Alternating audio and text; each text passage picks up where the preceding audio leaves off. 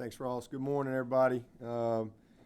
We first of all, just want to say how proud I am of our team and the performance we had last week, their preparation, and really glad that we got some experience with a noon game because it looks like we're going to have a couple of those, and so I think that'll be definitely helpful as we get into this week, and because it is a little bit of a different clock in your preparation.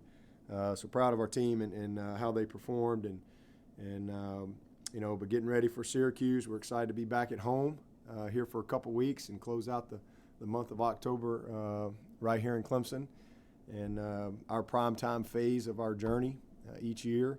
So I think that's a blessing for us to be back here, and looking forward to a great day on Saturday. Syracuse is a team that, the biggest thing is it's so easy to look at their record and just say, oh, well, they're not a good team or something like that. And we just that's not how we operate. And, for us, every game is the biggest game. That's just how we go about it, always have. But when you look at it, North Carolina, the game's 10-6 in the fourth quarter. And, North Carolina popped a couple plays.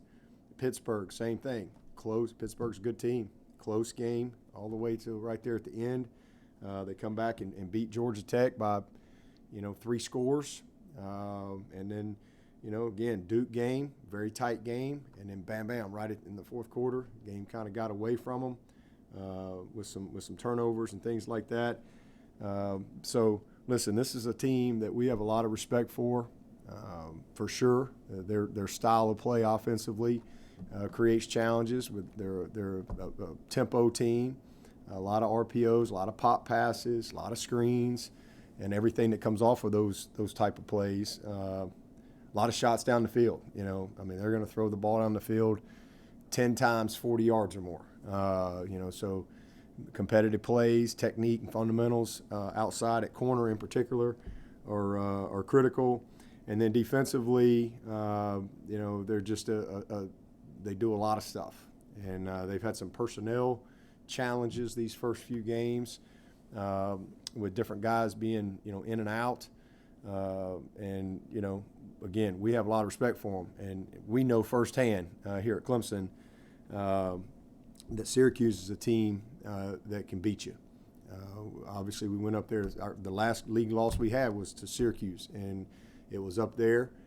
And I think they were 4-8 that year, and we were one of their wins. So, this isn't about a record or anything like that. This is about playing well Saturday, period. And our focus is on Clemson. Our focus is on getting better. As I always say, good teams get better. Good teams correct mistakes. Good teams learn and grow as they go throughout the season. And we got a lot to learn. We got a lot of things to clean up. It's not about just being fast. It's about having timing with that speed. It's not just about being strong and physical. It's about having precision in what you do. And so we've got a lot of room for improvement, a lot of things that we got to do, and that's our focus, is to continue to build momentum, continue to grow our team, and play well.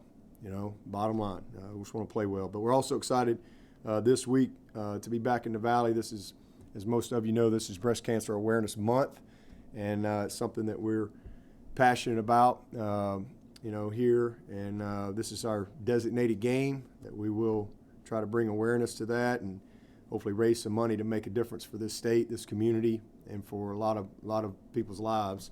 But just a couple things about breast cancer. First of all, there's a little over 40,000, I think it's projected 42,000+ women will die this year from breast cancer. And it's the most common cancer in women. And one of our goals is to make it uncommon. And so, that's where we are right now. And it's estimated that just in 2020 alone, this year, it's estimated that right at 277,000 new cases of invasive breast cancer will be diagnosed in women in the United States. So it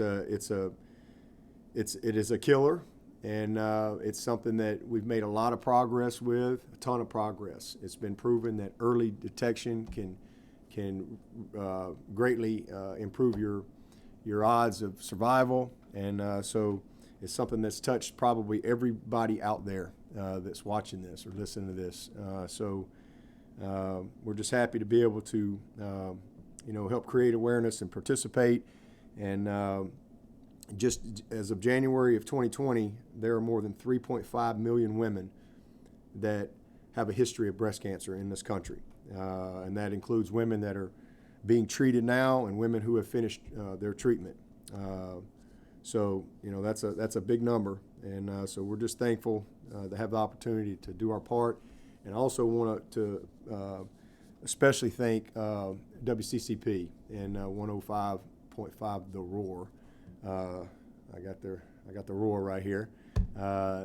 They do an unbelievable job. I mean, I can't thank WCCP enough for their Tigers for Tatas campaign that they sponsor every year, and it's just been awesome. The amount of money that's been raised, the awareness that's been created, the lives that have been impacted, through our foundation, but also WCCP and their passion and the pride that they take in this campaign. So really, really thankful for that and everyone involved there at 105.5. A few things going on right now where they're selling these bands. It says The Roar, Tigers for Tatas, The Roar, and selling those. Those are $5. They're selling these shirts, pretty cool shirts. So these are at Tiger Town Graphics, and they're $25. You can order them online, and then we got these pins every year that we do here. So we have these pins, and you can buy these at the Fanatics store or any of our local shops here in Clemson has those as well. So you can donate through GoFundMe, or you can always go to the All In Team Foundation, Dabo's allinteamfoundation.com, and donate there as well. But just appreciate everyone's support, and it's been a blessing to serve so many people in this community through this campaign. So looking forward to a great day on Saturday, and trying to win a game, but also win against this horrible disease. So with that, I'll take your questions. Line is now open for questions. Hey Dabo, it's Josh from the Post-Courier. We've seen the NFL maybe doesn't value running backs as much as it has in the past, and we know Travis is one of the best running backs to come around in a while. How much do you think what he's been able to do this season has helped his draft stock? I think he's helped himself immensely because, again, they value those great backs. They value them, and he's a great back. And they value complete backs, and he's a complete player. There's really nothing he can't do, and so he's a game changer. And so it's a position where it's usually by committee, but if you look around the league and you see those great ones, they're highly valued. Hey Coach, this is Trevor from CUTigers.com. How did Taisun do yesterday with his left hand and his ball handling, and do you expect to play DJ if the opportunity arises, or is it just wait and see with him? Yeah, Taisun looked good. He's still a little sore just from the surgery part, but that'll get better each day. But they've got a little clam type thing that will go over it and protect it, and hopefully he'll be ready to roll here soon. But he should be fine. Once he just, like I said, gets over the soreness part, he'll have his fingers, he'll have his wrist. It's right on the top of his hand there. So it's fortunate that it was his left hand. So again, once he gets through the soreness part, should be able to get back out there and play. And DJ's a lot better, and hopefully he'll be available and ready to go Saturday. Dabo, it's Pete at AP. Seems like every year you guys lose a bunch of people on defense, and we wonder how you're ever going to replace them. And maybe not replace them, but you guys have done a tremendous job of having guys in the pipeline ready to go, guys like Balin, Chad Smith last year. Guys like that, blending them with newcomers like Miles and Brian and things like that. Is that a testament to what Brent can do? Is that a testament to the program? How do you guys keep on churning this way? Yeah, well, I mean, y'all have heard me say many times, football is a developmental game, and we're a developmental program. We really are. I mean, you're going to occasionally you see a guy walk in here that's, bam, right away. But most of the time, our guys come in here and they put the work in. I mean, it's not just defense. It's the same thing on offense. I mean, we lose 3 starters in the OL last year, 3 or 4 guys. And, I mean, Sean Pollard been starting since he was a freshman. Tremaine Ankram's been starting since he was a freshman. Cervinka, man, he was a great player for us. I mean, those guys, John Simpson, what a player. I mean, those were 4 starters in the offensive line, but boom, there's Bockhorse, but he's a redshirt junior, like Balin Spector, redshirt junior. He's been playing, getting a little time, getting better, being ready for his opportunity. Cade Stewart, 5th-year senior. He's a guy that we beat Georgia Southern to get. And, man, Cade's playing as good a football as anybody we've had come through here at center. And even played some tackle the other day. Cade is a really good player. You look over at Putnam. You lose Pollard, Cervinka, and you lose John Simpson inside. Now you got a true sophomore in Putnam, but he played some last year, developed. And then same thing, Jordan McFadden. He's a redshirt sophomore. And so it's not just defense, it's not just offense. We're a developmental program. And then the same thing over there on the defensive side. I mean, Maskell was our player of the game. He's a 3rd-year player. He's a redshirt sophomore. When he got here as a freshman, he was a long way away from being a player of the game. And now, through development, through work, through opportunity to play some here and there, he's become a good player and gotten better. So it's all across the board. Skowski's a 5th-year senior. Nolan Turner, this is his first year to start at safety. Muse is with the Raiders. Kayvon's with the Eagles. But, Nolan's not a new player. So, I mean, occasionally you'll get a guy or two that, like a Brzee that shows up in here, a Miles Murphy, and you go, whoa, and they, boom, instantly are ready to make an impact. But most guys aren't. Most guys, it takes them a little while to make the transition. And so I think it just speaks to our philosophy as a program and how we play guys, how we get guys experience throughout their career, and then all of a sudden they're ready to go. And, so I think it just speaks to the overall developmental mindset of our program and how we recruit.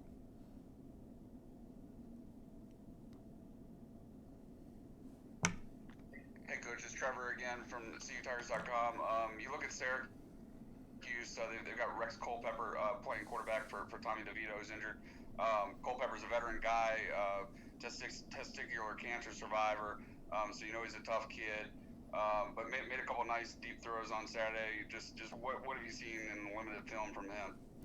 Well, first of all, what an amazing story he is. I mean, he's I remember I met him long time ago we were in the west end zone still. So, it's a pretty cool story in his journey, and to see him, back on the field and playing and all that he's dealt with. But, as I said earlier, the one thing about Syracuse and Dino, the ball is going down the field. So if there's not at least 10 plays of 40 yards or more, as far as the ball being thrown 40 yards or more, I'll be shocked. That's just their mindset. That's how they play.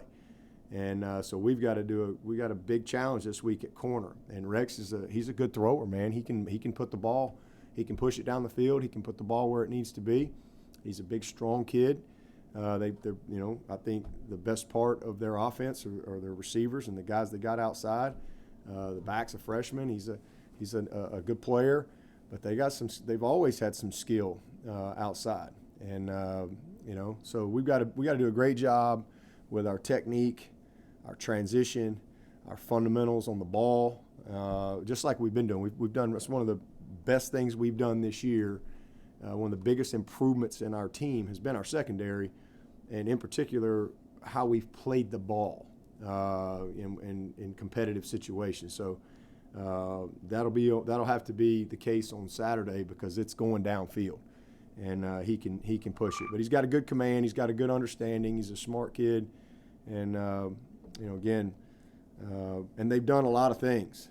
So we'll have to figure out early, what their plan's going to be for Clemson, and then go from there. Hi, Dabo. This is Greg Logan of New York Newsday. I'm working on a story on Trevor Lawrence, and I heard the answer you gave last week about what people could expect from him as a quarterback. But you had Deshaun Watson, who has obviously become a star in the NFL. I just wonder if you could compare and contrast their two styles as quarterback. Trevor obviously seems like a little more traditional than Deshaun. We're popular in New York these days, so appreciate you joining us. So nice to meet you. We've got nothing else to look forward to. I bet you're not wearing a T-shirt up in New York today. I bet it's got to be cold up there. I appreciate your question, and to be honest with you, they're more similar than they are different. I mean, it's the best answer I can give you. They're similar in really every regard, with the exception of Trevor's right at 6'6", and and Deshaun is not, obviously he's not that. He's probably more in the 6'3", maybe not quite 6'3" range, and but they're more similar. I mean, they can both make every throw.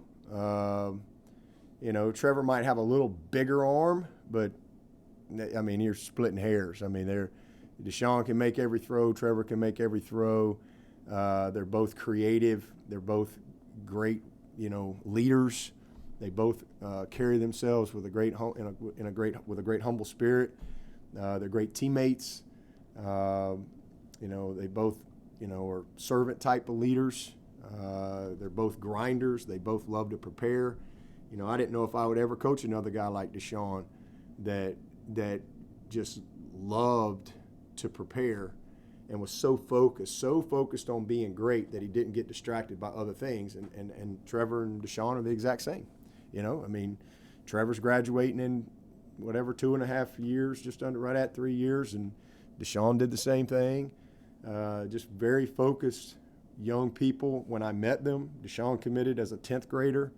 Trevor committed during his season of his junior year, and just completely very focused on what they want to do in life, and they have fun doing it. So very, very similar. The only differences between those two guys are just Trevor's just bigger. A lot of people think that that Trevor doesn't get the credit for his athleticism. But I mean, there's nothing Deshaun can do athletically and running that Trevor can't do, and I think you saw that in the bowl game last year when he took a draw against a great football team, about 50 plus yards. So he can run. He and Deshaun can run. There's really not any differences to me other than just their size, and then Trevor's got long hair and Deshaun's got short hair, but they're great human beings, both of them. Dabo, this is Larry Williams of the New York Daily News. I'm calling to ask about DJ in the 2023 draft. I'm gonna be disappointed if I don't get a call from New York next week. I'm gonna be really disappointed in that. So we need. Alberta's gonna be with us next week. Alberta. I think you said after the game Saturday that Trevor makes everyone around him better. Yep. And when we're talking about great players, just traditionally, we're sort of accepting of that notion. But I'm curious what that specifically looks like with this team in the eyes of a coach. Yeah. Well, he's obviously the most talented guy, but he's the hardest worker. I mean, he's going to be one of the last guys off the practice field. it's and that just sets the standard for. He loves to be coached. He loves to be coached. He's so focused. When he's not in, he's not over there, jacking around at the water cooler. I mean, he's locked in watching the guy who's in, and he's not missing a rep. And again, everything he does, people pay attention to. And so the best way he makes everybody else around him better is through his example, through his work ethic, how he responds to things, just how he grinds, because that sets the tone for everybody else. And that's the best thing. And then just, his ability makes everybody else better too. I mean, he's obviously has the ability to escape, to extend plays, and that creates opportunities for other players. His ability to put the ball right where it needs to be. I mean, having played receiver my whole life, I mean, you can be a really, really, really talented receiver, but if you ain't got a quarterback that can put it where it needs to be, you can get average quick. And so, he just brings out the best in everyone. And it starts with his example that he sets every single day through his actions, through his work ethic, through his humility and his coachability, his attitude, his mindset every single day that he brings. And that just is contagious and infectious to the rest of the team. You put Travis in that same category of lifting others? Oh, absolutely. Absolutely. He'll make a guy look good too. You ain't got to block him long. He'll make you better. Same thing as a wideout, you're blocking a guy in space. That's hard to do. And, but with Travis, man, you don't have to be a 10 out there. But, man, I just need a 5 or 6, and he'll make up the rest. So he makes all of us better. He makes us as coaches. There's been some. I've made some bad calls along the way, and going, dadgummit, and there he goes. He made me look smart. So he's special. And same thing, his smile, his example. If you watch Travis Etienne practice, you'd be blown away. That to me, like the scouts, they don't need to waste their time watching the tape. I mean, Lord have mercy, that's a highlight reel. What they need to do is watch his practice, and you'll know everything you want to know about Travis Etienne when you watch him practice. It's unbelievable. I mean, he's drenched every day he walks off the practice field. Drenched, soaked, because of how he works. And again, that makes everybody else better. That sets the example for those other backs. Because he's not just a guy that's showing up and playing on Saturday with great effort. He's great effort on Monday. He's great effort on Tuesday. He's great effort in period 15. That's just how he handles himself, and he works incredibly hard. And he always has a smile on his face doing it. And same thing, that's contagious and infectious to the rest of the team. Coach, this is Todd in Spartanburg. That 2017 game against Syracuse, how did that affect the rest of that season and maybe everything since? I mean, it didn't really affect anything the rest of the season other than we just, went back to work. And I mean, for us, it's always a windshield mentality. It's what's next. We don't sit around and dwell on a win. We don't sit around and dwell on a loss, and we just go to the next one. But I think that if anything for that team, it challenged our backups. Our starting quarterback got hurt, and we just weren't quite ready to play at the level that we needed to play at. And we weren't sharp defensively.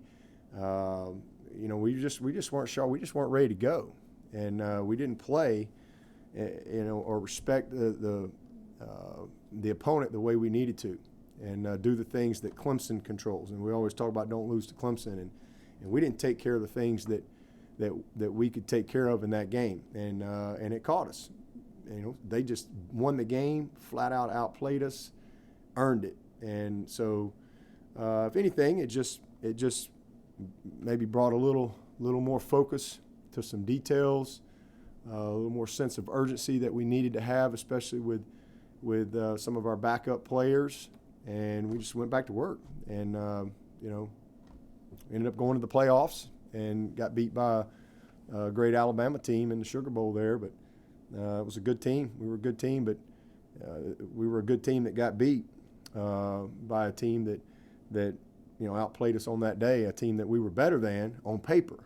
And I think to me it's a great reminder. The game's not played on paper. It's earned through performance. And it's all about how you play that day. Anybody can beat anybody on any given day. And so I think just a little pain along the way, and how you handle those things makes you better. So we grew from it, went back to work, and won the rest of them except for that last one. Dabo, Matt Johnson from the Prairie Perspective podcast up here in Canada. Ajou Ajou is the talk of the country's football scene right now.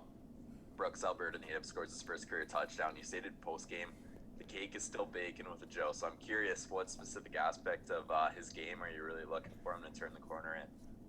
Oh, Canada!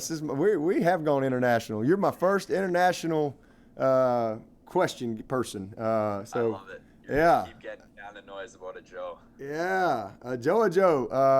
Man, I was so happy for him.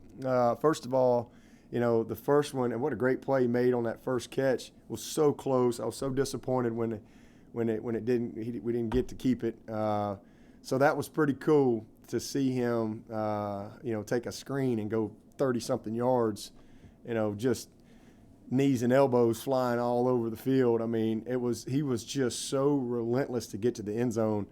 But our local media here has heard me talk about him a lot. I mean, he's going to be an unbelievable player. What I love about Ajou is his self-awareness. All right, because he's this uber talented guy, but he knows that he has so much to learn, and he's not afraid of that. He's not embarrassed by that. He's not too cool for school. He is a very unique guy. Really not have had a guy like him. There's a lot of times I can say, well, like Frank Latson he's very similar to Martavis Bryant. Same body types, that unbelievable speed, is just gifted athlete. A lot of times I can kind of have some glimpses of former players with some of these guys, but I've never really had a guy like Ajou. He's 220 pounds. He can run. You don't realize how fast he is because he's so gangly. He's got incredible ball skills, and he's had a couple moments in the game, but the game is really, really fast for him right now. Really fast in every aspect because it's just so much for him to grasp. And but man, it is a blast. I mean, and I said that when first time I saw him in camp, going into his senior year, I was like, this kid, this will be one of the funnest guys that I'll have a chance to coach because he just doesn't know what he doesn't know, but yet he's got it all in front of him. And he's one of those guys. He's a developmental guy, and a little patience with him. Just keep pouring water on him. You're going to look up here in a couple years, and everybody's going to know who Ajou is. I mean, he has that in him. But I love his spirit. I love his work ethic. He loves to be coached. And, again, he's got great self-awareness. And he's not afraid to put in the work to get better. He's made a ton of progress since he got here. But his natural ability, I mean, is pretty special. It's unique. I think he's got some kind of record up there in Canada for his high jump. I mean, his vertical is ridiculous. His length, just off the charts.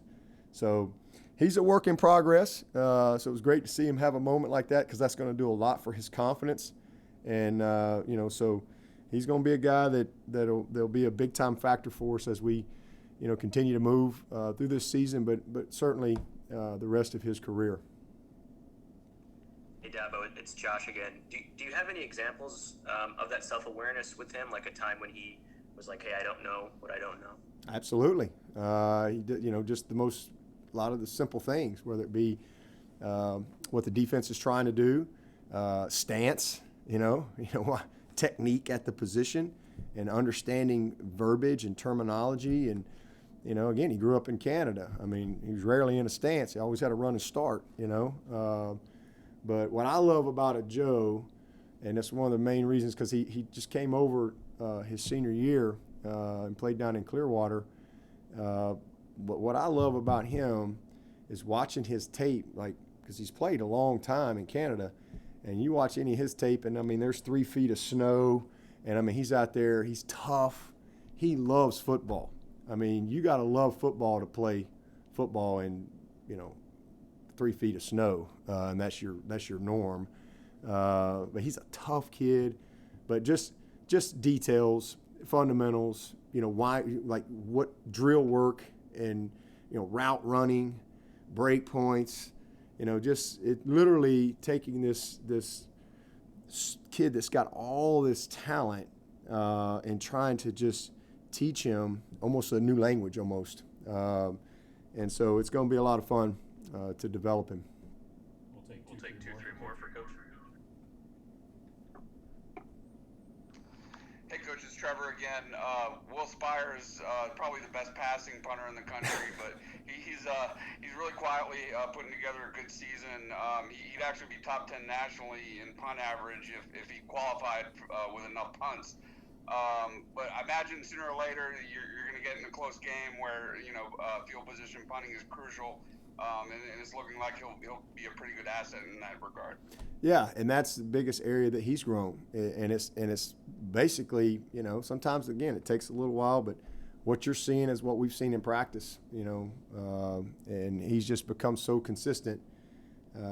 He's always done a nice job of creating field position and pinning them deep, and he's had a lot of practice at that because typically we're not a backed up offense that's flipping the field. Typically we're trying to pin people and create field position, on a shorter field. But that's the thing he's improved on the most is when we've needed him to flip that field position, he's done it consistently, and that's been the biggest thing. But he can bomb the football. He's got a great leg, and I'm just really proud of him. And again, this was a kid that played quarterback in high school, and he just, he wasn't a punter. He'd just run out there and punt it. He'd never worked on punting, but we saw his potential in camp, and he's a great athlete. Really, just proud of his development. Just again, another one of those guys, Balen Spector, Cade Stewart, guys that just kind of develop and get better, and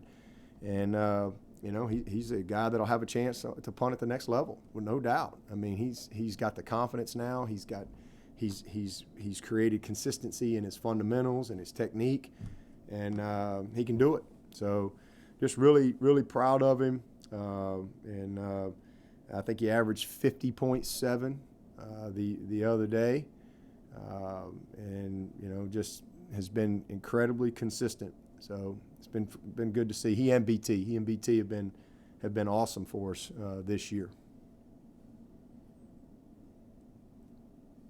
Dabo, Mark Whiteman from WIFF. Since that Syracuse lost, now 26 straight wins against ACC opponents. What goes into a conference win streak like that? Man, you just start over every week, I mean, we just don't look at it that way. It's a best of one every week. I mean, it's a best of one every week. I mean, there's a saying that says, blessed is the man who never stops starting.